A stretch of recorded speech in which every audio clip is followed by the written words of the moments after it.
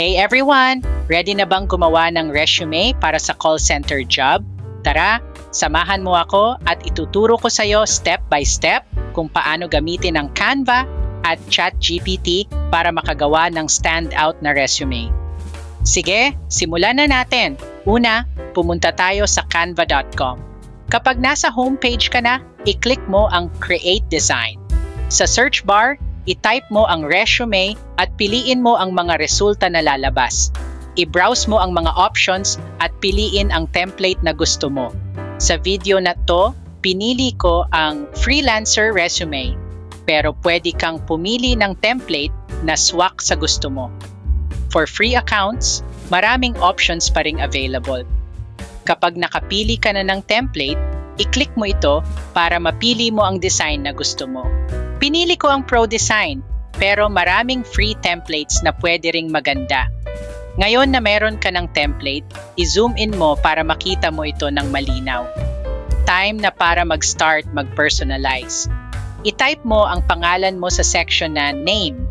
Halimbawa, ako, Rambin ang pangalan ko.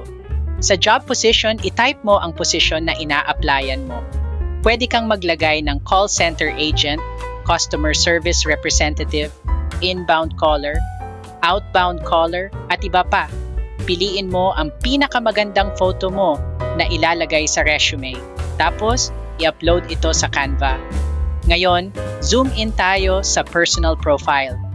Dito mo ilalagay ang mga impormasyon na swak para sa posisyon na ina-applyan mo. I-highlight ang mga bagay na related sa call center job tulad ng mga skills at experience mo na makakatulong sa role. Alam kong minsan mahirap mag-isip kung paano magsimula. Kaya naman, pumunta ka sa ChatGPT para matulungan ka. Mag-type ka ng ganito.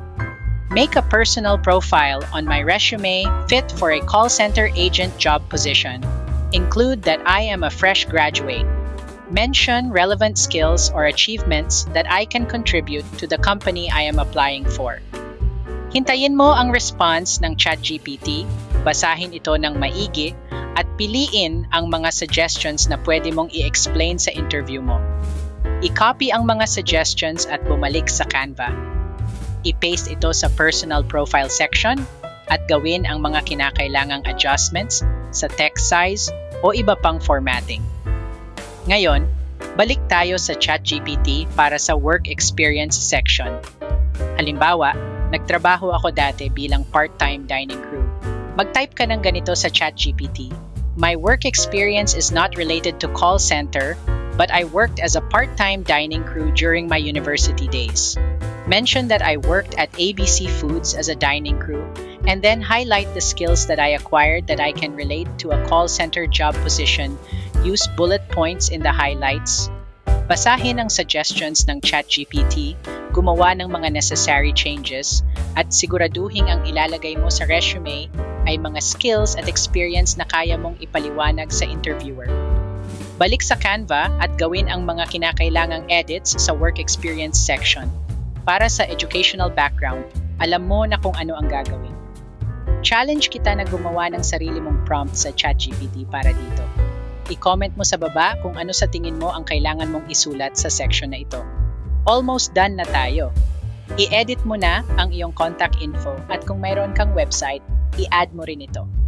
Para sa skills summary, mag-request ka sa ChatGPT na magbigay ng 5 skills na related sa position. Halimbawa, pwede mong i-request ang excellent communication skills, customer service orientation, problem-solving abilities, team collaboration, ability to work under pressure.